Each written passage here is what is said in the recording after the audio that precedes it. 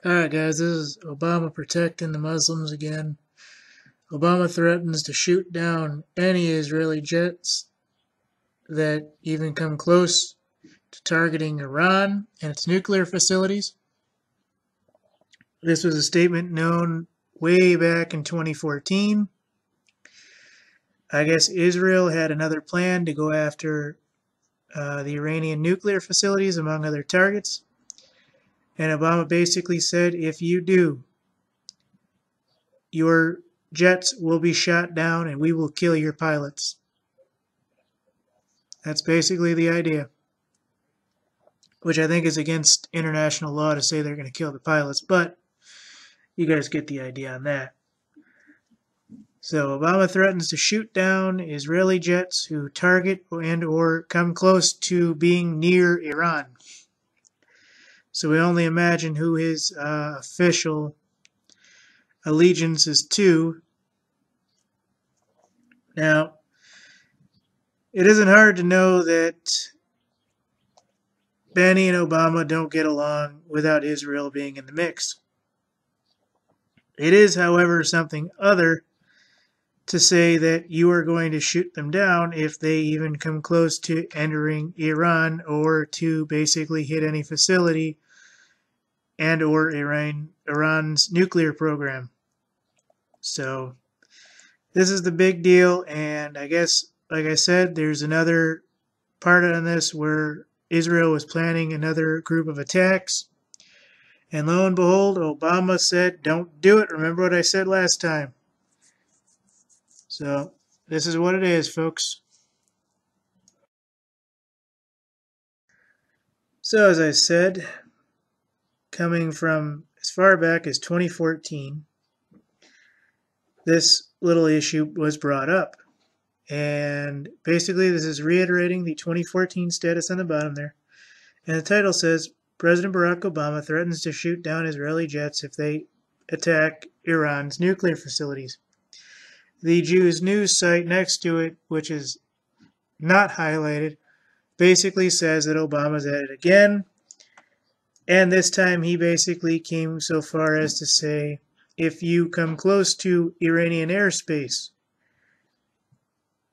whoever he has in the area will shoot down Israeli jets before they can even enter into Iran.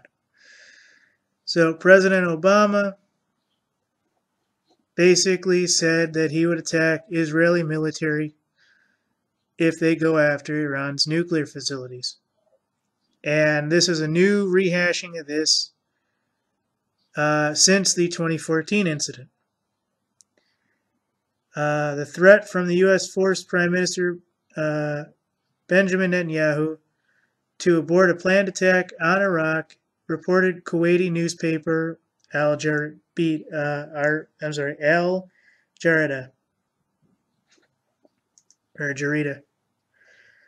So this is a big deal, folks. This is why the war on terror cannot win, because when we elected Obama, we flipped sides on the war on terror. And basically we entered into all the Civil War sides we had no problem or no business being in. The only good part about this is that we're actually supporting the Peshmerga, which I would have done nearly a decade ago when those guys were fighting the Taliban back then. But all in all, I hope that once all this settles, we can get that issue squared away. But the Jews news site did say that there's a new incident coming, or at least in the works, where this is now becoming another situation. And there's a lot of back and forth about this, but the same thing basically has arose. And I'll bring you a little bit on the Jews news. The report claimed that an unnamed Israeli minister who has good ties to the U.S. administration revealed the attack plan to Secretary of State John Kerry, who then related to Obama, then basically got put on high alert and was said to had, basically made a second threat sometime within the last couple of days, weeks, etc. And the military campaign against Iran had been stopped. Now,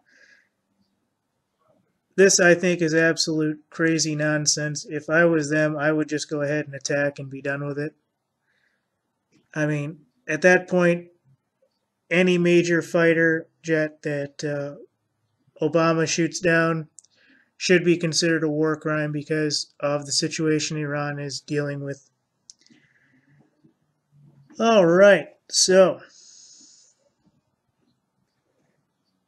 this is the situation here. For 6 years, President Obama and Netanyahu have been on a collision course involving nuclear ambitions of Iran, and basically nothing good has ever come of it. Quite frankly, nothing will.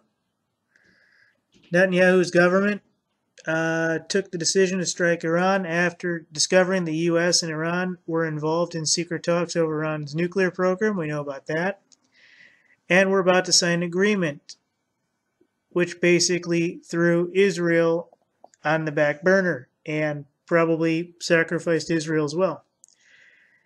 And this one basically says that a secondary wave or report claimed that an unnamed Israeli minister who has good ties to the U.S. administration revealed the attack to Secretary John Kerry, and Obama then threatened to shoot down the Israeli jets before they could reach their targets in Iran. Netanyahu told his commanders, and they agreed after 4 nights of deliberate tasks to the Israeli chiefs of staff, Benny Gantz, to prepare a qualified operation against Iran's nuclear program. It had to be disassembled after the United States basically did this threat. And you can look into the 2014 situation all you want, but there has been a more recent update. And because there's a more recent update, recent being 2016, 2017, you have to look at it and go, God, this is ridiculous. I mean, I'm all for everybody being safe, but take care of your conflicts and get them out of the situation. Stop the national banking cartels.